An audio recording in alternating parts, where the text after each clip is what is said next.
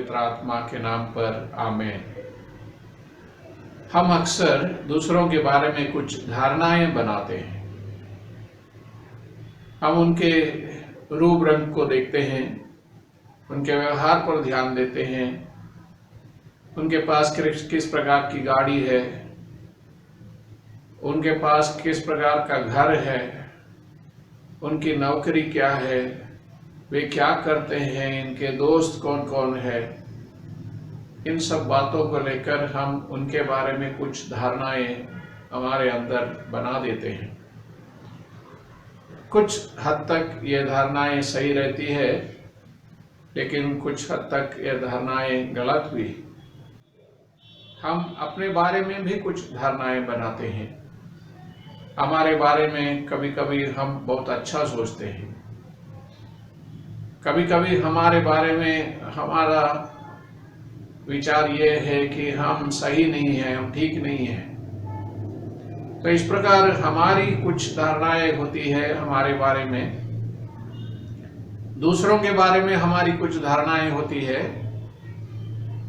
और दूसरों की हमारे बारे में कुछ धारणाएं होती है। लेकिन वास्तव में जो महत्वपूर्ण बात है वो यह है कि ईश्वर हमारे बारे में क्या सोचते हैं। ईश्वर बाहरी रूप रंग को नहीं देखते हैं, ईश्वर हमारे हृदय पर ध्यान देते हैं।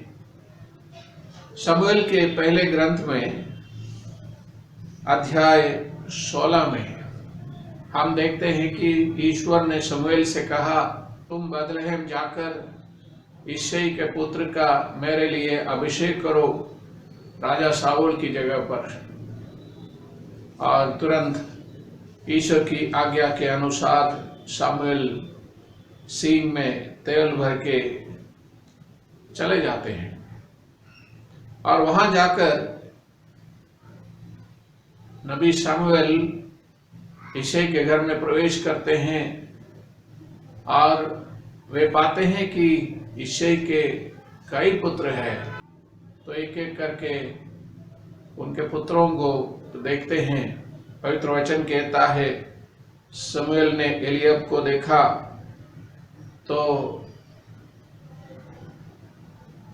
वे सोचने लगे कि यही हो सकता है ईश्वर का चुना हुआ।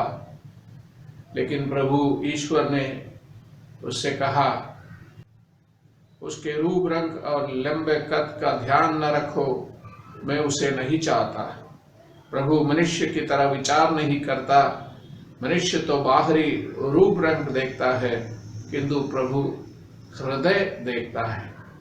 प्रभु हृदय देखता है। हम दूसरों के बारे में जो भी धारणा बनाते हैं बाहरी रूप रंग को देखकर और उनके पास जो संपत्ति है उसको देखकर, उनके पास जो डिग्री है, उनके पास जो पद है, इन सब बातों को लेकर बनाते हैं, उनके बारे में धारणा बनाते हैं। लेकिन प्रभु उनके हृदयों को देखते हैं। हमारे दिल में कुछ अच्छे विचार आते हैं, लेकिन हमारे दिल में कुछ बुरे विचार भी आते हैं। हमारी भावनाओं को और इच्छाओं को हम जानते हैं, लेकिन बाहर के लोग नहीं जानते हैं। अगर हमारे अंदर बुरे विचार है तो दूसरे लोग नहीं जानते हैं। जब तक हम चोरी नहीं करते हैं तब तक हमें चोर नहीं बोलते हैं लोग। जब तक हम व्यभिचार नहीं करते हैं तब तक हमें व्यभिचारी नहीं कहते हैं। तो इसी प्रकार जब बाहर के लोगों के सामने जब हम कुछ कार्य करते हैं, गलत कार्य करते हैं, तो हम उनके सामने बुरे निकलेंगे, वे हमको बुरे मानेंगे। लेकिन अगर हमारे कार्य अच्छे दिखाई देते हैं तो वे हमको अच्छे मानेंगे। लेकिन प्रभु के सामने ऐसा नहीं है। प्रभु हमारे हृदय को देखते हैं। अगर हमारे अंदर बुरी भावना है तो हम गलत है, हम सही नहीं है। अगर हमारे अंदर लालच है, वो चोरी के बराबर है, ईश्वर के सामने हम चोर है। अगर हमारे अंदर बुरी इच्छा है तो हम व्यभिचार करते हैं ईश्वर के सामने। हालांकि हमने व्यभिचार नहीं किया होगा बाहरी रूप से, लेकिन आंतरिक रूप से हमारे मन में हमने व्यभिचार कर लिया है।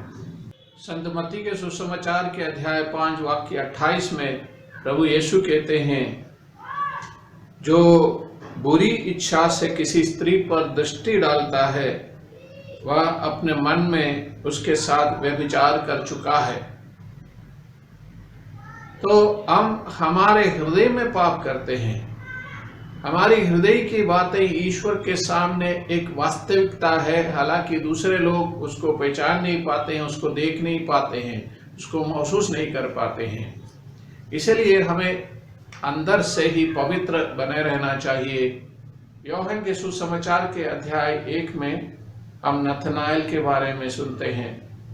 जब नथनाएल यीशु के पास आते हैं, उनको देखकर उनके बारे में प्रभु यीशु कहते हैं, देखो एक इस्राएली जिसमें कोई कपट नहीं है।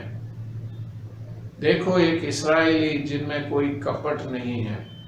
ईश्वर उनके आंतरिकता को देखते हैं, ईश्वर उनके अभ्यंतर में देखते हैं, और हमें ईश्वर अंदर से देखकर पहचान लेते हैं कि हम ठीक है या नहीं, हम पवित्र है या अपवित्र है हमारे अंदर से। इसलिए हमें पवित्र बनने की कोशिश करना चाहिए, हमारे कार्यों को अच्छे रखने से नहीं, लेकिन हमारे अंदर के विचारों को, हमारी भावनाओं को भी हमें पवित्र रखना चाहिए। तभी हम बोल सकते हैं कि हम ईश्वर की दृष्टि में ठीक है। मत्ती के सुसमाचार के अध्याय 5 वाक्य 8 में प्रभु का वचन कहता है, धन्य है वे जिनका हृदय निर्मल है, वे ईश्वर के दर्शन करेंगे। जो अपने हृदय में निर्मल होते हैं, जो अंदर से पवित्र होते हैं, वे ईश्वर के दर्शन करेंगे। क्रिस्तीय विश्वासियों की चुनौती है कि हम अंदर से पवित्र रहे, अंदर से पवित्र रहे, दूसरों के सामने अपने आप को अच्छा प्रस्तुत करने से नहीं, बल्कि ईश्वर के सामने हमें पवित्र बने रहना चाहिए। हमें इसके लिए कोशिश करना चाहिए। इसीलिए प्यारे भाइयों और बहनों, हम ईश्वर पर ध्यान दें। हमें हमेशा ये सोचना चाहिए, हम जो कुछ भी सोचते हैं वो ईश्वर को अच्छा लगे, ईश्वर के सामने पवित्र बने रहने की कोशिश हम करें। स्तोत्र 44 वाक्य 22 में प्रभु का वचन कहता है कि ईश्वर हृदय के रहस्य जानते हैं। नबी यिर्मयाह के ग्रंथ के अध्याय 17 वाक्य 10 में प्रभु कहते हैं, मैं प्रभु मनुष्य का हृदय और अंतरतम जानता हूं। हमें अंदर से पवित्र होने की कोशिश करना चाहिए। एक पल के लिए अगर हम अपने आप को देखेंगे, हमें पता है कि हमारी बहुत सारी भावनाएं, हमारे कई विचार सही नहीं हैं, हमारे अंदर से हम पवित्र नहीं हैं, हम ठीक नहीं हैं।